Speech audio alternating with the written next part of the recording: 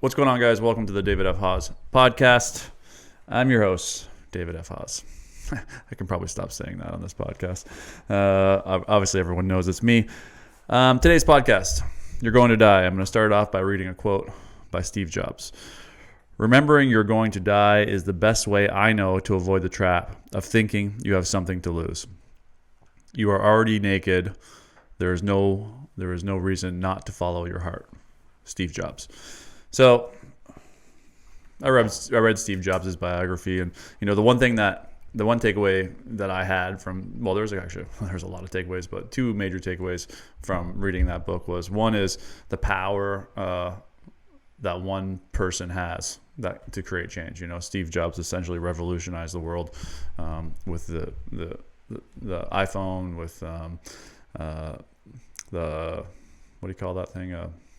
Pod, where you play music from. What is that called? iPod. Wow. iPod, the Apple computer. So one man has a ton of power to change the world. The second thing, though, was people that are usually highly successful are people that have somehow learned or are born with not giving a fuck about what other people think.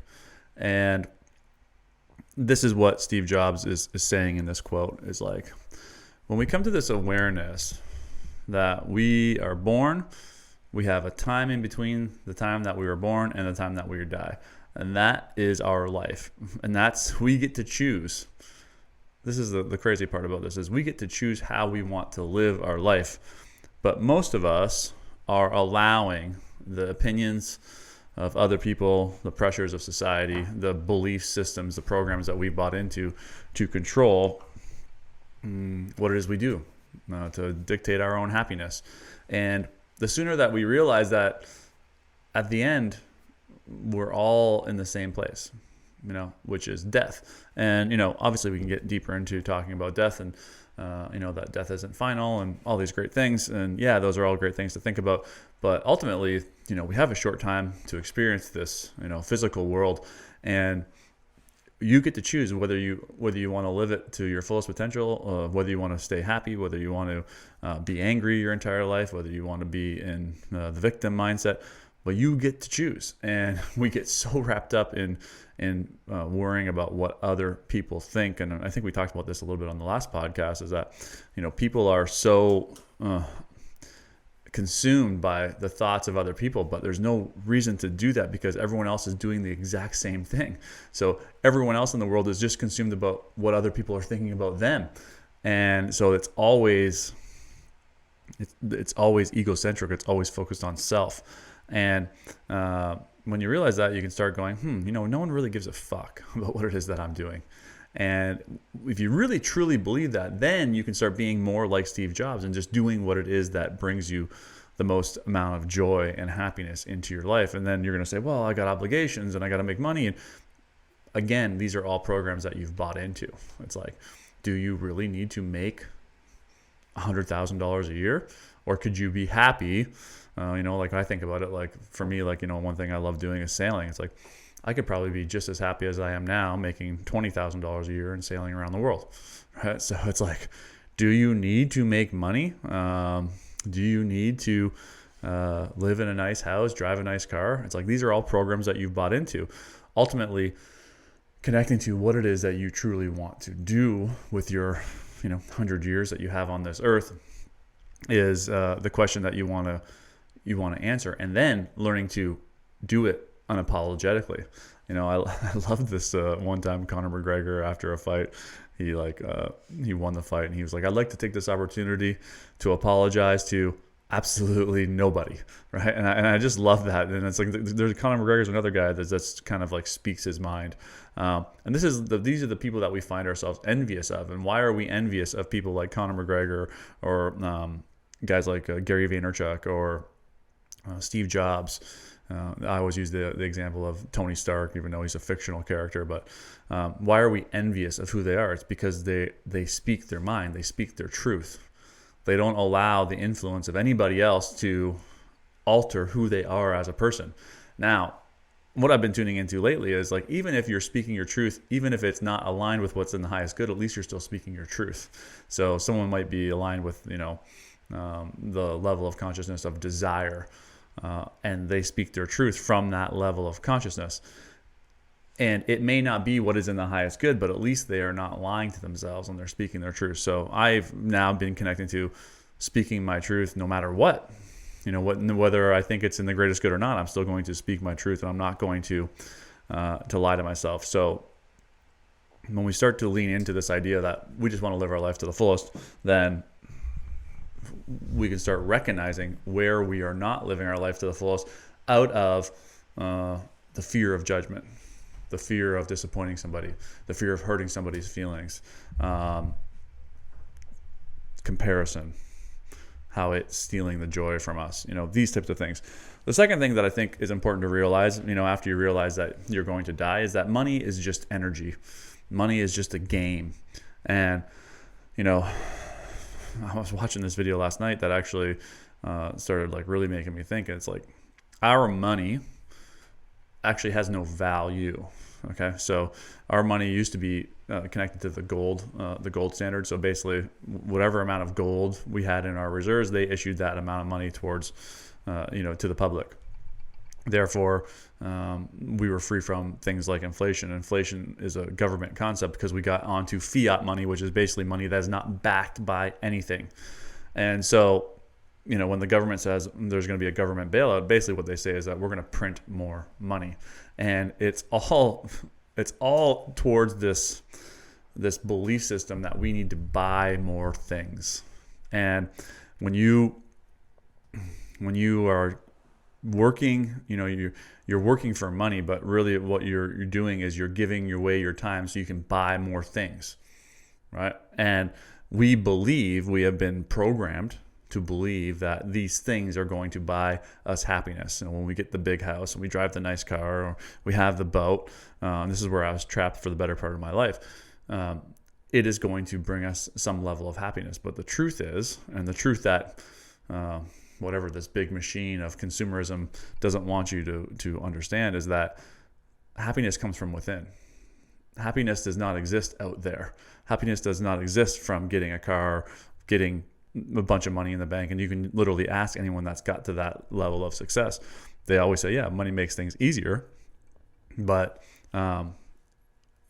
if your goal in life was to make $1 million, I guarantee you with 100% certainty, when you make that $1 million, you're going to have a moment of like, oh yeah, wow, I'm here. But it'll probably be about like 30 seconds. And then you'll be like, I'm still not happy.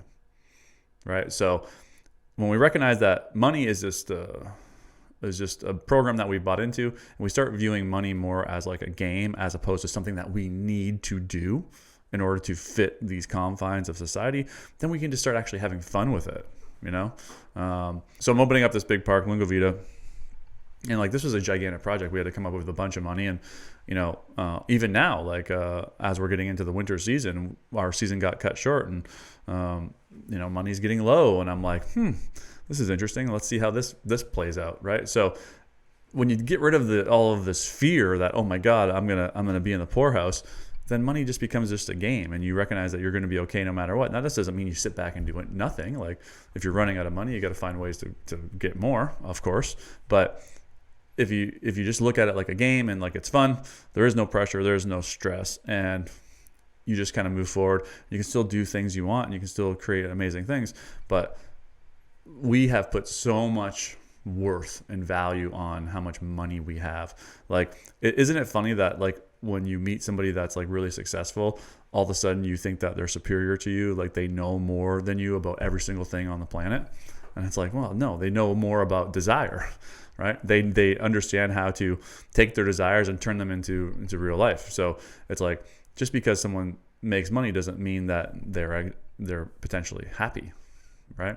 I've met all kinds of people that have all kinds of money that are miserable and stressed to the nines, and they thought their whole entire life that making that money was going to make them happy, but then they got there and they just, now what they have done is just created more responsibility. And I even see this in my own life as opening up the park and my coaching practice, growing. It's like I have no fucking time. right? And it's like, oh yeah, I'm making more money than I've ever made before, but my time is now limited, right? So all of these things that you desire come with responsibility. Even I was just thinking about my boat. It's like, I love my boat and I love sailing. We actually won our race last night, first race that we've won this season, which was great because we're training some new crew. But as much as I love that boat, it's a responsibility. There's things that need to be taken care of. I actually had to just pay someone to come and clean it because I just haven't had time to clean my own boat, right? So it's like everything that you do requires, responsibility. So if you're running a $10 million company, that is going to require a ton of effort and responsibility. And so the question that I ask is like, how do you want to live your life, and what is really truly going to make you happy? So this is getting me to the final point, is that how do we really live our true purpose, where we feel the way we want to feel every single day? And the answer is in learning to unprogram, right? So what are the programs that you bought into? So the program I bought into for the longest time was that money was going to make me happy. Hard work equals success. These are the programs that limited me from not making money, but they limited me. Well, they did actually limit me from making money, but they limited me from experiencing real joy. And I read this book by Mastin Kipp. It's called Claim Your Power. It's a great book, and it's a 40-day challenge. You do a lesson a day for 40 days. And anyways, he has this really cool definition of purpose. He's like, purpose isn't something that you do. Purpose is about how you want to feel. Right? So it's not so much, your purpose is not so much defined by, hey, my purpose is to help other people and give back, but it's like, it's about how you feel when you're doing that, So when I have a client that has like an aha moment, like I feel like, oh my God, like I feel so fulfilled. I feel aligned. I feel connected, right? That's the way I want to feel all the time, right? So it doesn't necessarily have to be, I'm a coach in order to fulfill my purpose. You could fulfill the purpose of helping other people, connecting, having people have those aha moments in friendships, in the employees that you currently have, whatever it may be, with coworkers, with friends. It doesn't have to necessarily mean that you have to change careers, right? So learning to connect to your purpose is about learning to connect to how you want to feel all the time. The way you connect to how you want to feel, really want to feel, is by unprogramming, right? So the big program that most people that are listening to this podcast are going to pull from this is that you're living your life to please other people, essentially. You're living your life out of the fear of what other people are going to think. And at the end of the day, you're going to be laying on your deathbed, and what are you going to be full of? You're going to be full of regret. I wish I would have just done it. I wish I would have just done what it was I wanted to do. I wish I would have finally just taken that leap and took more risk, and allowed my calling and my purpose to shine forth, regardless of how I thought other people were going to think. Because now you realize, laying there on your deathbed, you realize that none of that shit mattered. None of what these people thought even mattered. And that is I think one of the fears that I have is that when I am on my deathbed, I'm going to be like, did I do everything that I wanted to do without the limitation of this fear of what other people were going to think?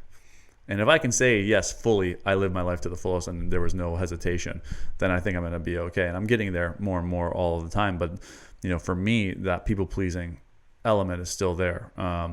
As much work as I've done, and the more I get connected to who I truly am, the less I people please, and less I worry about what other people are going to think.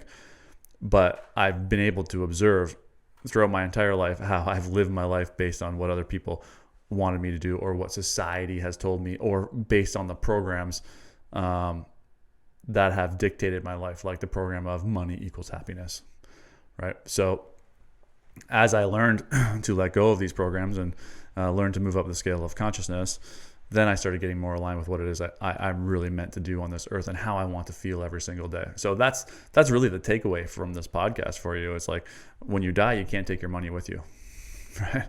So can you leave a legacy for your children? And this is something, now that more money's coming in, I have the sale of one of my businesses. I have all the money that's coming in. And, one of the thoughts that's come to my mind is, I'm going to set my daughter up like for life, right? She would technically never have to work a day in her life. My hope is that allows her to make the decision to do what it is she truly wants to do, but it could also completely fuck her up. Right. So never learning to discover what it is, never learning to discover how to make it on your own, how to navigate through all of these programs that we take on subconsciously. And as much as I try to not allow her to buy into programs, that's one of the things I'm going to teach her, is to question everything at all times, not to let any program enter her mind. But she's young. It's like, you can't explain these things to her, right? So she's just taking this stuff on subconsciously. So by her being set up for life and never having to worry about money, am I fucking with her karma to learn how to transcend that stuff? These are questions that I ponder, while I'm sitting driving out to the park or whatever. It's like, these are things that come to my mind. So let's just do a little recap here for you guys. So one is, you're gonna die. Stop living your life for other people, really is what it comes down to. Two is, you need to become aware of the programs that you've bought into that are limiting your happiness. Three is, your purpose isn't something you do. Your purpose is how you want to feel on a daily basis. So if you think that money is going to make you happy, then the question should be is, well, why aren't you happy right now, right? And all of this comes through the unprogramming of everything that you've bought into over the course of your entire life. And if you can learn how to do these things, you can then become a person like Steve Jobs, who had the ability to completely transform the world, right? And, I'm seeing that even in my own coaching. Now, I'm not saying I'm anywhere near what Steve Jobs is doing, but as my reach begins to expand, I'm starting to see, I'm like, I can see how I can make a real impact on a lot of people. And it's not because I'm trying to get anybody. I'm not trying to get a single person, right? It's just because I'm connected to what it is I truly want to do. And most of the time, not all the time, most of the time I'm kind of unapologetic about it. It's like, this is what I want to do. This is what brings me joy. This is what fulfills me. And I don't give a fuck what anyone else thinks, because all I know is that they're only thinking about what it is that they're doing. And in fact, if they're trying to bring me down, it's probably because of their own insecurities. So the more I align with that, the more I continue to do the things that I want to do, the more I flow, the more people I impact, the more money I make, the more happiness that flows into my life. And this is the key to happiness, is unprogramming and learning to connect to your true purpose, or what it is that you want to feel on a regular basis. And I think I'll wrap it up at that. So thanks for taking the time to listen to the podcast, and don't forget to join us every single Wednesday for a new episode.